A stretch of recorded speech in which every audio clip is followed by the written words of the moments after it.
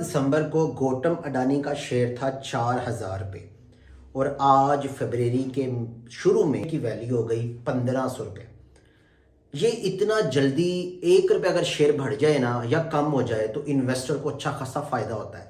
लेकिन यहाँ पे बात हो रही है गौतम अडानी की, जिन्होंने 10 दिन में अपना इतना नुकसान किया है कि 100 मुल्कों की जीडीपी भी मिल जाए ना तो इतने पैसे नहीं है। 110 बिलियन डॉलर ये अपना गवा चुके हैं और ये तीसरे नंबर से चले गए हैं 20वें नंबर पे। मैं बात कर रहा हूँ गौतम अडानी की। क्या हुआ, किस तरह से हुआ, मैं आपको सारा इस वीडियो में बताऊंगा। 24 जनवरी को हिंडनबर्ग की एक रिपोर्ट आती है जिसमें यह बताया जाता है कि गौतम अडानी और उसकी सारी कंपनियां अच्छे तरीके से अपने काम को नहीं कर रही, जिसकी वजह से जो शेयर की वैल्यू है ना ये ऊपर ले गए हैं। इनकी असल में जो शेयर की वैल्यू 4,000 रुपये है या 3,000 रुपये है, वो असल में ऐसा नहीं है, इन्होंने मैनिपुलेट किया। उससे अगले दिन ही, उसको पहले तो रिपोर्ट पब्लिश करते हैं ना, लोगों को पता नहीं चलता, लेकिन 2 दिन बाद खलबली मच जाती है। और इस कंपनी ने जिसके ऊपर भी रिपोर्ट पब्लिश की है उसका बेड़ा गर्क हो गया। अच्छा, जब हिंडनबर्ग ने रिपोर्ट पब्लिश की 2 दिन बाद मार्केट में आई तो सबने यकीन किया। क्या किया कि इन्वेस्टरों ने अपना पैसा निकाल लिया। लोग स्पीडो स्पीड शेयर को नीचे गिराते गए और गिरते गिरते शेयर की वैल्यू हो गई 1,500, एक टाइम पे तो 1,000 रुपये आ गई थी। अब आप सोच रहे होंगे कि एक कंपनी उठी हिंडनबर्ग, उसने रिपोर्ट पब्लिश की तो लोगों को क्या पड़ी है, वो कंपनी भी यूएस से की है। अब ये क्या बला है हिंडनबर्ग। अब चलते हैं हिंडनबर्ग की तरफ कि ये बला है क्या। हिंडनबर्ग बेसिकली एक वेबसाइट है, एक इन्वेस्टर हाउस है, एक ब्रोकेज हाउस है जो शॉर्ट सेलिंग करता है। यानी कि आप मान लें कि ये भी शेयर खरीदते और बेचते हैं, लेकिन ये करते हैं शॉर्ट सेलिंग। छोटा सा टाइम, शॉर्ट सेलिंग क्या होता है? शॉर्ट सेलिंग होता है कि आपने किसी कंपनी के शेयर खरीदे हैं इस बेस के ऊपर कि 4 दिन बाद, 10 दिन बाद उसके शेयर की वैल्यू गिर जाएगी। मैं थोड़ा सा और एलेबरेट कर देता हूँ। एक कंपनी है जिसके शेयर आज उसकी वैल्यू 4,000 रुपये। आप कहते हैं मुझे एक शेयर दे दो, लेकिन मैं इसके पैसे दूंगा 20 दिन बाद। वो कंपनी के शेयर आप ले लेते हैं, उसके बाद 20 दिन उस कंपनी की वैल्यू अगर 1,000 रह गई तो 3,000 रुपये का आपको हुआ प्रॉफिट। तो बेसिकली ये जिस कंपनी के बारे में अपनी रिसर्च बनाती है ना, वो कंपनी तबाह बर्बाद हो जाती है। असल में ये ऐसा, इस तरह तो फिर एक मुल्क दूसरे मुल्क को बड़े आराम से बर्बाद कर दे। अगर इस तरह से होना शुरू हो जाए तो लोग ऐसे, तो कोई भी उठे, मैं कहूँगा इंडिया खराब है, इंडिया कहे पाकिस्तान खराब है, तो हमारा मुल्क तो बर्बाद हो जाए। लेकिन लोग इस पे रिलाई क्यों करते हैं? सबसे बड़ी बात ये है, मैं आपको बताता हूँ। ये जो हिंडनबर्ग का जो बानी है ना, नेतन्याहू, ये बेसिकली एक इसराइल का बंदा है।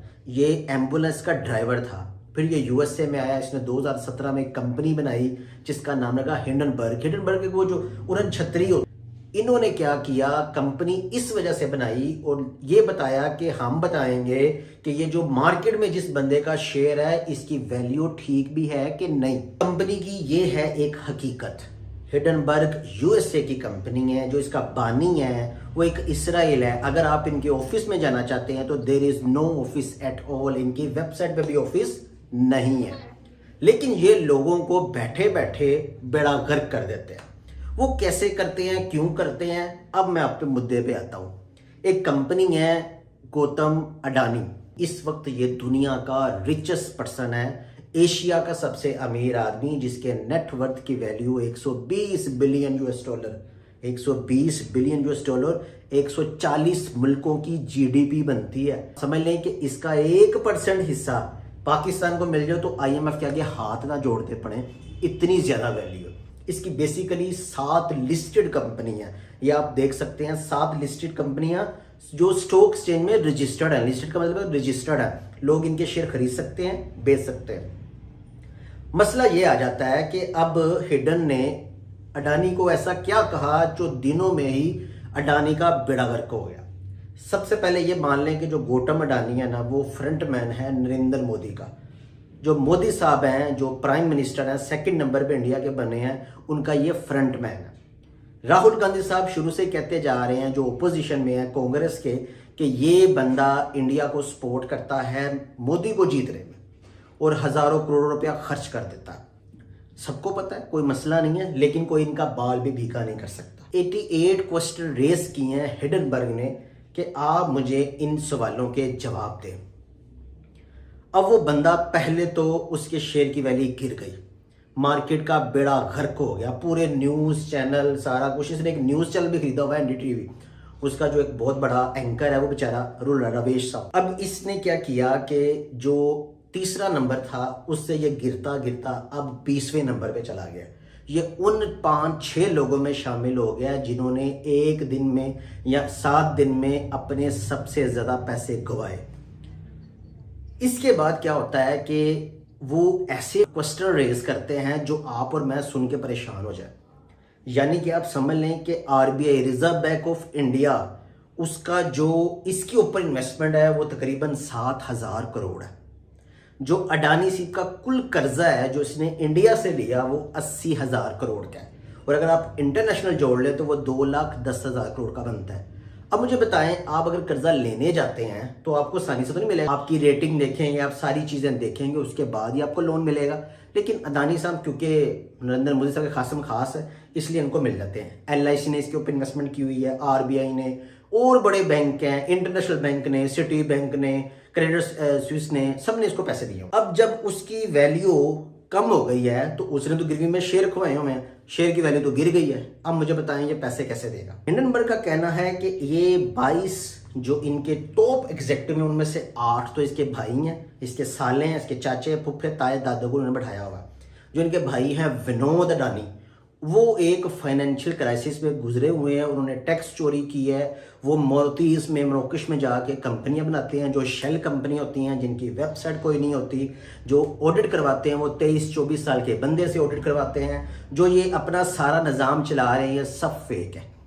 2 साल की हमने रिसर्च की है और हम इस नतीजे पे पहुंचे हैं कि ये जो बंदा है ये फ्रॉडिया है, और फ्रॉडिया बंदा 10 दिन में तकरीबन 12 लाख करोड़ गवा चुका है। 10 दिन में 11 लाख करोड़ का नुकसान कमाने वाला अडानी दुनिया का नंबर 1 बंदा बन गया है जिसने अपने 10 दिनों में इतना ज्यादा नुकसान किया। इसकी वैल्यूएशन थी तकरीबन कोई 120 बिलियन डॉलर का। ये मालिक था, 3rd नंबर रैंक पे था, क्योंकि अडानी ग्रुप में ज्यादातर शेयर कोटम अडानी के ही हैं। अब इस वजह से ये तीसरा मेहतरीन आदमी बन गया, और जब तीसरा मेहतरीन आदमी बना तो जब शेयर की वैल्यू कम हो गई तो आधे पैसे कट गए, और ये अब आ गया तकरीबन 60 बिलियन US डॉलर। इंडिया की कंपनी है LIC, इसने अडानी की 6 कंपनियों में इन्वेस्टमेंट किया हुआ है। अगर उन इन्वेस्टमेंट को इकट्ठा कर लिया जाए तो 21,000 करोड़ की इन्वेस्टमेंट है LIC की। उसके बाद पंजाब बैंक ने भी इसको 7,000 करोड़ रुपया दिया हुआ है, इसमें इन्वेस्टमेंट की हुई है। LIC ने इसके ऊपर अच्छी खासी इन्वेस्टमेंट की हुई है। अब मुझे ये बताएं पैसे डूबेंगे कि या बच जाएंगे। अब इस बंदे ने इंडिया से ही 80,000 करोड़ रुपए का लोन लिया हुआ है, और डेट से डेट ये करता जा रहा है। यानी कि इसकी सारी कंपनियां बिक जाएं, फेस वैल्यू पे भी ले आए तो इसके पास पैसे इतने बनते ही नहीं है। ये कहना है हिडनबर्ग का। दिन रात एक करके उन्होंने अपनी एफर्ट की। वो कहता है 23-24 साल के बंदों से ये ऑडिट करवाता है, बेड़ा गर्क कर रहा है ये कंपनी का, मैनिपुलेट करता है। मोदी का फ्रंट मैन है, उसने कहा मोदी का ये फ्रंट मैन है। सारे इसको जो गैस और पावर, आपको पता है कि बांग्लादेश के नज़दीक जो पावर प्रोजेक्ट बना है 1600 मेगावाट का है, जो तकरीबन 2.1 बिलियन US डॉलर का है, वो मोदी ने इसको लेके दिया। अब बिजली महंगी मिल रही है बांग्लादेश को, और किससे जानी है? अडानी को। और इंटरफेरेंस किसने की? मोदी साहब ने। वीडियो पसंद है तो चैनल को सब्सक्राइब कीजिएगा, वीडियो को शेयर लाइक कीजिएगा। Thank you very much.